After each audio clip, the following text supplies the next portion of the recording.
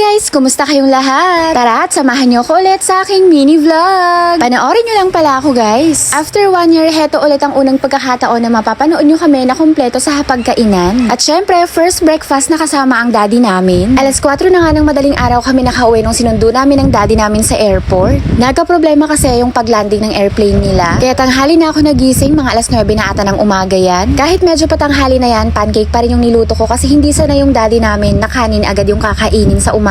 Kumain naman kasi kami kanina bago kami natulog kaya kahit tanghali na kami nagising hindi pa naman kami gutom. Sa mga oras na yan ay tulog pa silang lahat. Habang tinitimpla ko nga pala yung pancake kanina ay nagsalang na ako ng tubig. Coffee is life din kasi ang daddy namin. Nilagay ko nga muna yung mainit na tubig sa thermos at mamaya pa naman ako magtitimpla. Sa mga may gusto sa aking green na thermos, ilalagay ko na lang yung link sa comment section. Naubusan nga pala ako ng plain margarine kaya ang ginamit ko na lang ay yung sweet blend na margarine. Natry ko na nga ito nung nakaraan. Okay naman siya kaso nga lang medyo nasusunog. Pero okay lang naman, mas masarap nga siya kaysa dun sa plain. Medyo nagdadark nga lang ng konti yung pancake kasi nga may halong asukal yung margarine na yan. Kaya dapat pag sinubukan nyo yung sweet blend na margarine guys, alalay lang sa apoy. Medyo mahina lang dapat para hindi masyadong masunog.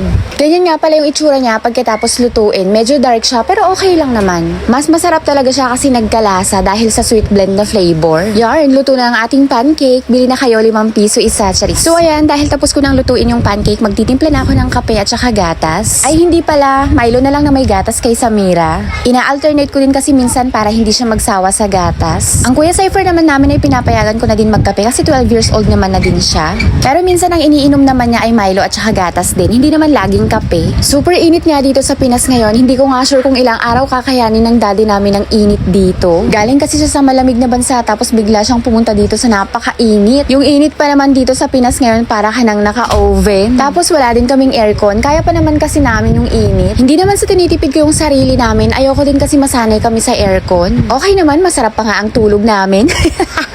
Laking probinsya naman ako at gitna pa ng bukid yung bahay namin kaya literal talaga nalaki ako sa init. Dito naman kasi sa Manila mainit pero hindi mo masyadong ramdam yung init. Hindi katulad sa probinsya na pag humangin sobrang sakit sa balat ng hangin. Dito sa Manila hindi naman. So ayan, isa-isa ko na nga silang ginising dahil kailangan naming magsabay-sabay dahil ito ang first breakfast namin after 1 year na nasa malayo ang daddy namin. Meron pa pala kaming tirang pansit kanina. Bago kasi kami matulog kaninang madaling araw ay nagpa-order ang daddy namin ng lugaw sa Mangboy kaya sinamahan ko na ng pansit. Ayan na ang daddy namin at katatapos na lang maghilamos. Welcome home sa daddy namin at syempre welcome dito sa aking mini vlog. Sa mga hindi po nakakaalam at new followers ko dyan, isang OFW po ang aking husband. Kaya hindi ko po siya nakakasama sa mga mini vlog ko. Sorry na agad guys kung hindi ako everyday nakakagawa ng mini vlog ngayon dahil busy ang kumari nyo. Saglit lang din kasi yung vacation ng aking husband. Syempre heto din yung quality time namin para mag-bonding. Minsan lang kami makumpleto dahil nasa malayo nag-work ang daddy namin. Pero madami po ako nakastock na videos at ma-upload ko din soon. Abang na lang po sa mga nakakamiss ng mga mini vlog ko. Sa mga hindi naman ay okay lang.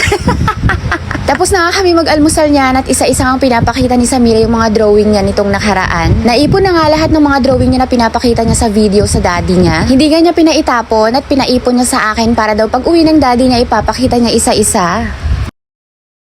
Isa ka din ba sa naghahanap ng authorized distributor ng I Am Amazing Pure Organic Barley? Or naghahanap ka ng mabibilhan online kaso nga lang nag-aalangan ka kasi baka makabili ka ng fake? Good news guys, dahil isa akong authorized distributor ng I Am. Pwede nyo pong hingiin ang picture ng aking ID through Messenger para ma-scan ninyo at makasiguradong legit. Sa mga hindi po nakakaalam, sila po ang Board of Directors, founder at owner ng I Am Worldwide. Nationwide at international po ang ating shipment. Ako po mismo ang magpapack at magpapaship para makarating sa inyo ang authentic na Amazing Pure Organic Barley. Para po sa gustong mag-avail at magpa-member, i-direct message na lang po ako sa aking personal account. Available din po si I Am Amazing Pure Organic Barley at iba pang product ni I Am Worldwide sa aking TikTok shop at sa aking shop sa Shopee. Ilalagay ko po ang mga links sa comment section maging ang aking personal account.